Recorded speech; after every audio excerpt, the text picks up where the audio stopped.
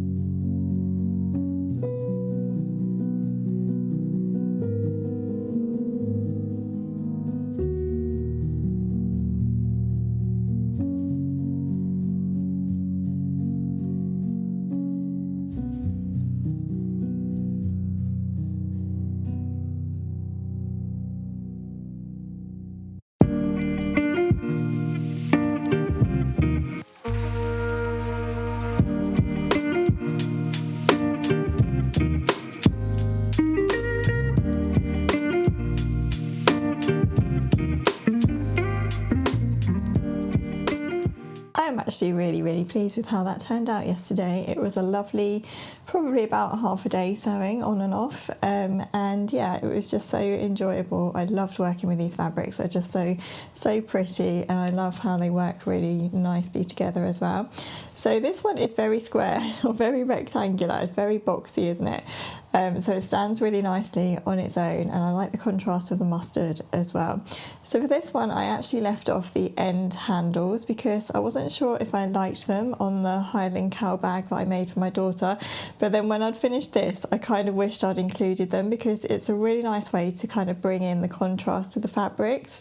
So if I open this up, you can see the inside is the darker navy, and I possibly could have used the darker navy as the handles on the end, and that would have been a really nice way to bring in all of the fabrics on the outside. But nonetheless, I am really pleased with this. I think I will probably use this just as a makeup bag actually for probably travelling. I think I will be making a few more of these in the larger size again because I think they will make really nice project bags for knitting and crochet and things like hexie patchwork and things like that. So yeah, it's definitely going to be a pattern that I'm going to be repeating. I've been looking at quite a few different patterns and tutorials for how to make these, and I've kind of taken things from lots of different patterns, but I will pop in the description below a couple of YouTube tutorials that I found online, and also a pattern that I bought from Etsy as well. So just in case you're interested and you want to make your own, you can have a look at those. But yeah, I just absolutely love those fabrics, and I'm really pleased with how that turned out. So that was a really lovely day of sewing yesterday, or probably about half a day of sewing, I guess. So today's slow sewing project is going to be to work on my quilt. So I've just finished trimming all of the squares that I didn't get to trimming before Christmas. So they should all have their little corners trimmed nicely, and they should be approximately the same size. So I have two sets of Tilda fabrics in these squares. I've got a combination of blues and then a combination of pinks and greens and mustards. You can kind of see. So what I've done is just put them into piles of the greens and mustards and the blues. So with all charm packs, you generally tend to get some more kind of bolder fabrics, I guess, like these florals, and then you'll get some filler fabrics like this in the same colours and tones, so that you can kind of combine the two. So I've also piled the floral fabrics together of the same pack, and also the filler fabrics, so that when I'm coming to grab the fabrics for my blocks, I've got the florals and the fillers separate, so that I hope by the end of the blocks I'm not going to end up with like a whole block of just filler fabrics. I'm going to try and space out the florals and the fillers pretty much evenly, or as evenly as I can anyway. These are the block patterns that I'm going to be working with, and I think I'm going to keep things simple, and I'm actually going to follow this pinwheel pattern for all of my blues, and then for all of the greens and pinks and mustards I'm just going to make blocks that look like this, and then hopefully when I've done all of the blocks, I can then, when I come to stitch the blocks together, I can kind of alternate those two different designs and colours as far as I possibly can, because obviously I haven't worked this out mathematically. I don't know if I'm going to have enough blocks to follow that pattern throughout, but I'm going to have a play around with it. As I've said before, I really like the process of just making scrappy quilts like this. I'm not overly bothered about perfection or everything looking symmetrical and that kind of thing. The joy of patchwork to me is just it looking scrappy and all these fabrics coming together nicely. So yeah, I'm going to just have fun and play around with it, and I don't even know actually how big this quilt is going to be once I've sewn all of my blocks of 4 squares together. So it's going to be a process. Once I've done all of these blocks, I'll then need to probably lay them out on the floor or somewhere and just see what I've got and how big the quilt's going to be, and then I will see if I need to add any borders or anything like that. So today's job is just to sit and enjoy sewing these lovely fabrics together into blocks, and I'm going to put a podcast on or something on YouTube, and I'm just going to listen to that and do some really slow, easy, mindful sewing, and we'll see where we get to by the end of my sewing time today. I think I'm going to take about a couple of hours to do this, maybe even a little bit more if I really get into it.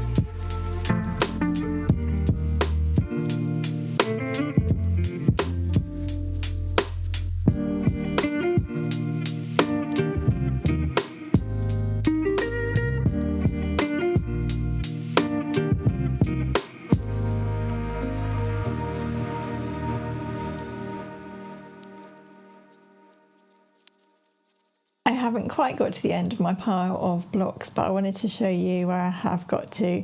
I have had such a lovely couple of hours doing this. It really does calm my mind doing patchwork, and I just love looking at all the pretty fabrics, as I keep saying, but it really has been mindful and exactly what I needed, really. So I've made really good progress actually. I've put quite a few of the blocks together, so I'll just show you a few of them.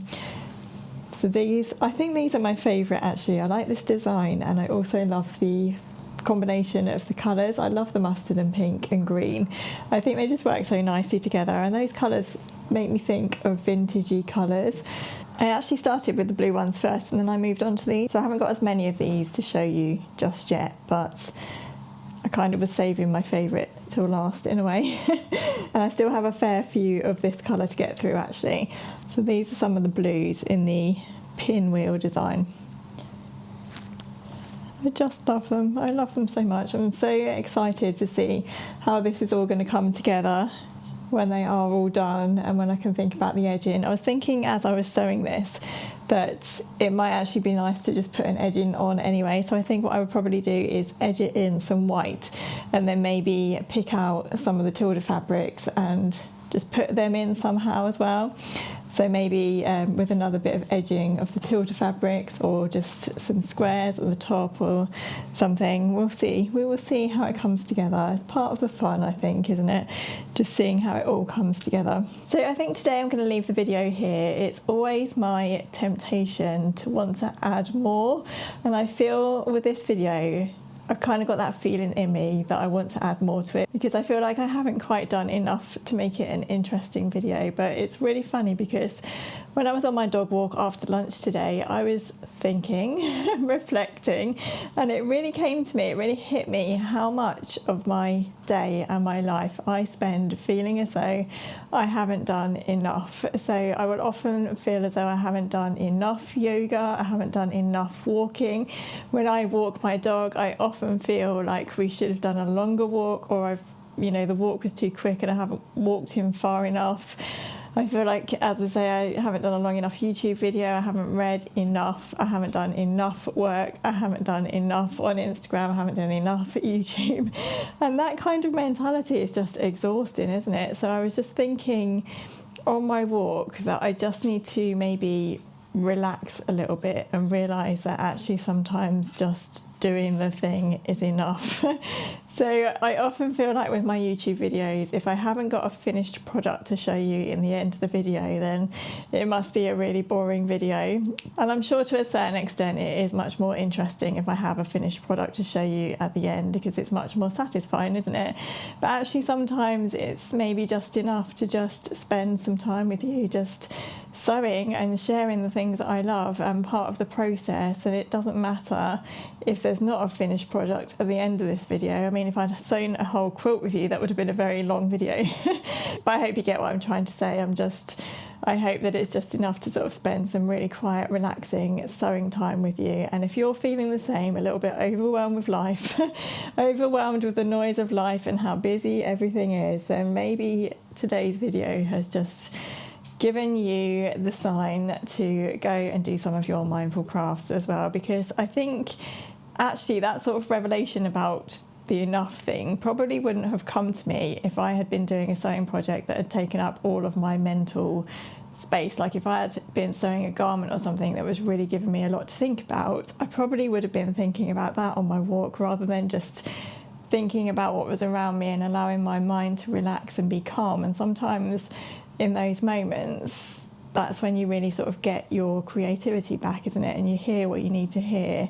And I really felt like I needed to hear that today. So I thought I would share that just in case you're feeling the same and you need to know that sometimes enough is enough, doing is enough, and just being is enough. So yeah, I'm going to end the video here. Thank you so much for spending some time doing some really lovely, relaxing sewing with me over the last couple of days, and I really hope that you have managed to enjoy some relaxing, calming sewing and crafting time. Please don't forget to subscribe to my channel, of course. If you haven't already subscribed, I would love to have you as a subscriber. There will be lots more sewing content coming up in 2026, and I'm really excited for what I have planned and what I'm hoping for this channel. So take care, everyone. Have a really lovely, relaxing crafty week, and I will look forward to seeing you in another video soon.